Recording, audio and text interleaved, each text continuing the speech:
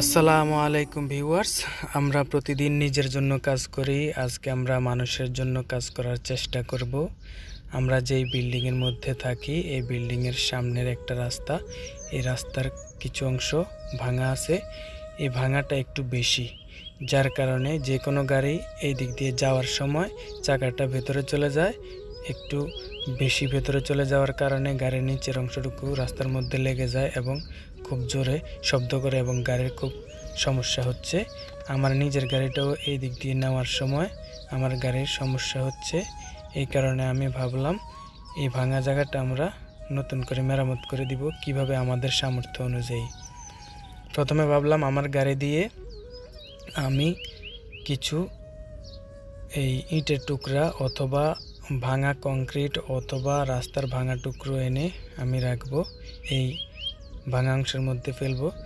প্রথমে ভাবলাম, পরে দেখতেছি আমার গাড়ির মধ্যে জায়গা নাই।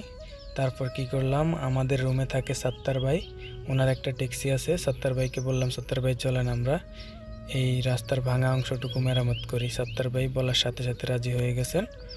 তারপর সত্তার ভাই, আমি, আমার ভাগিনা এবং আমার ভাতিজা সহ কি করি, এই ইটের টুকরা সংগ্রহ করার জন্য চলে যাই একটা মাঠের মধ্যে। তো এই দেশে যেই কোনো খোলা মাঠের মধ্যে ইটের টুকরা খুব ইজিলি পাওয়া যায়। কোনো ইটের টুকরা অথবা কোনো বিল্ডিংয়ের ভাঙা অংশ মাঠের মধ্যে ফেলে রাখে। তারপর আমরা কি করলাম, ওই মাঠ থেকে ইটের টুকরাগুলো সংগ্রহ করে এনে এই ভাঙা রাস্তাটার মধ্যে ফেলতেছি। দেখেন, রাস্তাটা ভাঙা থাকার কারণে মানুষ এক পাশ দিয়ে গাড়ি নিয়ে যাচ্ছে। প্রথমে রাস্তার দুই পাশ দিয়েই যেত, এক পাশ দিয়ে গাড়ি আসতো, আরেক পাশ দিয়ে গাড়ি যেত। কিন্তু এই রাস্তার এই সাইডটা ভাঙা থাকার কারণে মানুষ এক সাইড দিয়েই চলাচল করতেছে। আর এই ভাঙা অংশটুকু আমি 1 মাস ধরে ফলো করতেছি। এই ভাঙা জায়গাটা কেউ মেরামত করেনি, যেহেতু এটা হাইওয়ে না, বিল্ডিংয়ের সামনের একটা রাস্তা, এই কারণে এত তাড়াতাড়ি রাস্তা মেরামতের কাজ করেনি। আমরা কি করলাম, আমি, সত্তার ভাই, আমার ভাতিজা, আমার ভাগিনা সবাই মিলে ইটের টুকরা সংগ্রহ করা শুরু করলাম এবং নিয়ে সেই ভাঙা রাস্তাটার মধ্যে ফেলতে শুরু করলাম। এভাবে আমরা দেখেন প্রথমে ইটের টুকরা নিয়েছি, তারপর আরেকটা জায়গায় আসছি। এখানে পুরাতন রাস্তার ভাঙা অংশ ফেলা হয়েছে, পিচ ডালাইয়ের ভাঙা টুকরা এখানে রাখা হয়েছে। এই পিচ ডালাইয়ের ভাঙা টুকরাগুলো আমরা সংগ্রহ করে সেই ভাঙা অংশের মধ্যে নিয়ে ফেলতেছি। তো আমাদের কাছে খুব ভালোই লাগতেছিল। আর এই ভিডিওটা কিন্তু আমরা রমজান মাসে করছি। আমার হাতে সময় কম থাকার কারণে ভিডিওটা আপলোড দিতে পারি নাই। মাঝে মাঝে আমি ভিডিও করি, মাঝে মাঝে আমার ভাতিজা ভিডিও করে, এইভাবেই কাজটা করতেছি।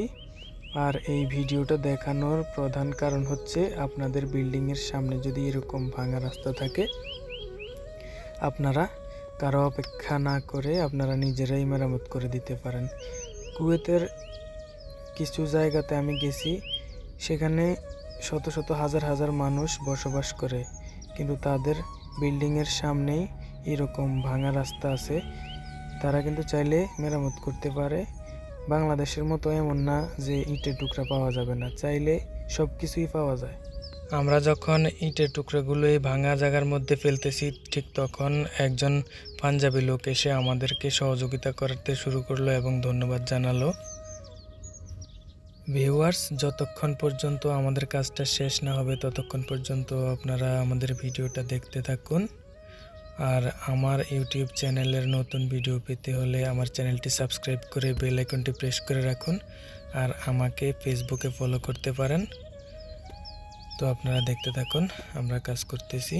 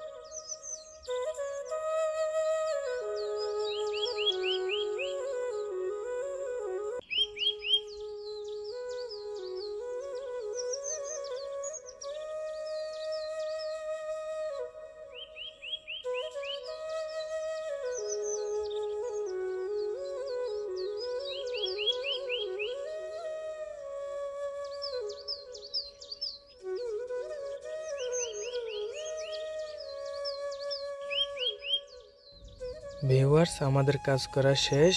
এখন আমরা বাসায় চলে যাব। আবার নতুন ভিডিও আসবে ইনশাআল্লাহ। ততক্ষণ ভালো থাকবেন, সুস্থ থাকবেন। আল্লাহ হাফেজ।